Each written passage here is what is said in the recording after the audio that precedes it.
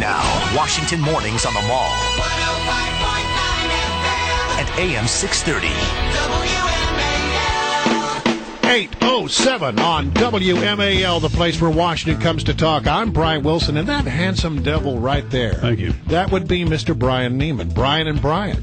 That's why we call it Brian and Brian, because there are two guys named Brian here. One who spells his name correctly with an I. Right. That would be me. And the other guy who does it wrong. But anyway, I digress because we really need to get on the phone to talk to Senator Tom Coburn, Republican from Oklahoma, man who's got a new book out. And Senator, you have one line in this book that I got to tell you I'm absolutely on board with. I completely agree with it, and I want you to expand upon this concept that you believe the root of almost all that ails Washington is something you call careerism. Explain. Well, I think the desire to stay in power, the desire to get reelected, compromises our long-term vision, our ability to make decisions that are best in the country rather than best for our political careers. And when that's the motivation, what happens is we don't do what is best for the country, we do what is best for us. And therefore, would you support term limits? Or? Absolutely. You know, I'm self-limited. When I was in the House, I limited my terms voluntarily and left. I'm leaving after this term in the Senate, and I believe that's what we need. We need citizen legislators who come up here with real-world experience outside of a career. The people in the Congress are wonderful people, but too many of them have limited exposure to the real world. They've been public servants their entire life, and it limits their ability to make critical judgments.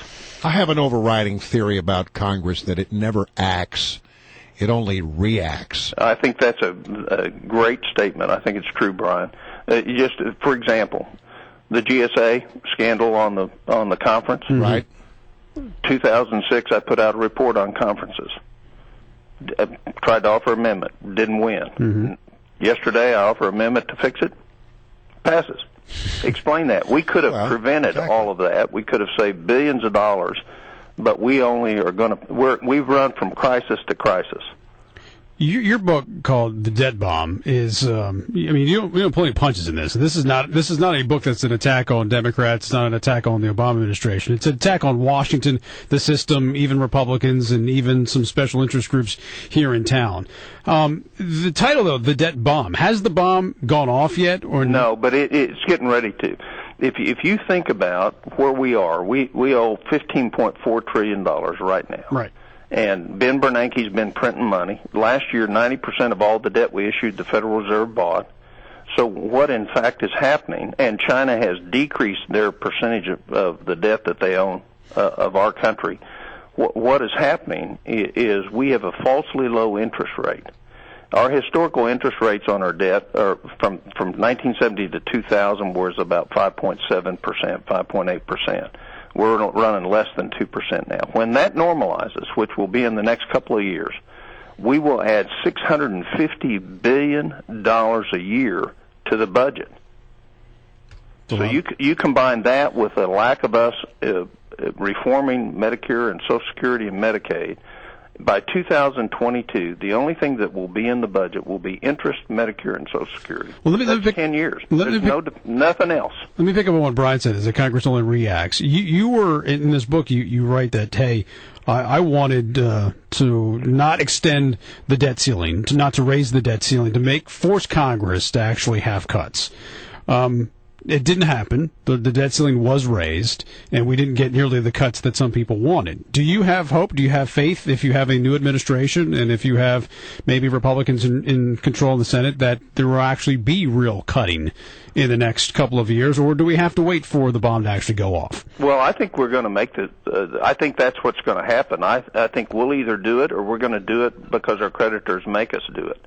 I mean, that's the thing. When the government's twice the size it was 10 years ago in terms of dollars spent, and we say we can't find 5 or 10%, both in discretionary programs or in modifications and improvement in the quality and efficiency of Medicare. I mean, Medicare loses $100 billion a year to fraud.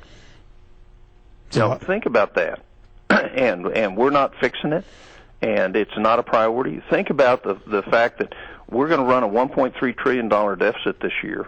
We know within 5 years Medicare has to be changed for us to even borrow the money to fix it. And nobody's working on those real problems. We're working on small ball, and nobody's addressing. Not the president or Mitt Romney is addressing. Here's the real problems of America. Here's what I believe is that if we talk about what the real problems are facing our country and we're honest about what they are, Americans will come together. As long as the sacrifice is seen as shared by everybody, we'll solve these problems. But that takes political courage, and that's something that we don't have in this town. We're in that silly. We have careerists. We're in the silly season now, where all we do in Congress is we run up provisions that one side supports or the other side supports. And I'm going to look. A pox on both houses in this regard, because the House does it as well as the Senate, and you know that there is absolutely no chance that those are going to be passed into law, and you only do it to get a wedge issue for the coming election. That's right. That's not what Congress should be doing. Well, that's why if in fact we want to have true embracing of the Constitution and a limited, effective, and efficient government, you can't continue to have people whose short-term goals are to get reelected. Do you think the best thing that would happen to us is that we actually address these problems and all get fired? Do you think that the Republicans are too dug in on not allowing any tax increases, or saying, hey, taxes need to stay at where they are? I know in your book you have your differences for sure with Grover Norquist, who is on our program on a regular basis. Are they too entrenched on that issue? I think so, but I think they've already sent the signal. I mean, remember Pat Toomey, who's no slouch in terms of taxes, offered tax increases. There is no question for us to accomplish what we need to accomplish for the country, the upper income are going to end up paying some more taxes. But when you talk with people who are willing to pay more taxes, what they want is the taxes to go to reduce our debt, not to grow the government. And when the government's twice the size it was 10 years ago, and we're talking about raising taxes in a way, we should be, if we raise taxes, we should do it in a way that stimulates the economy by lowering the rates and broadening the base. Right. And I put out a study on the subsidies of the rich and famous, $30 billion a year in tax loopholes that actually go to the very wealthy because they're well-heeled and well-connected and they can get this. Instead of us having a tax policy that's simple, straightforward, we spend $300 billion a year as Americans to pay our taxes. That's what we pay out just to be able to pay our taxes. I want to tell you that doesn't produce anything of wealth in this country. And so we ought to have a good tax reform, and we ought to do that in a bipartisan way, but we ought to also fix Social Security and fix Medicare. And if we do those things, we send a signal to the world, and we won't have significant interest rate rises. I find myself really liking your preaching, and I want to be in your choir. I mean, I love that message. I think you're right. Senator Coburn, it was great to have you on. Thanks very much. We appreciate it. Thank you, guys. Enjoy listening to you coming to work.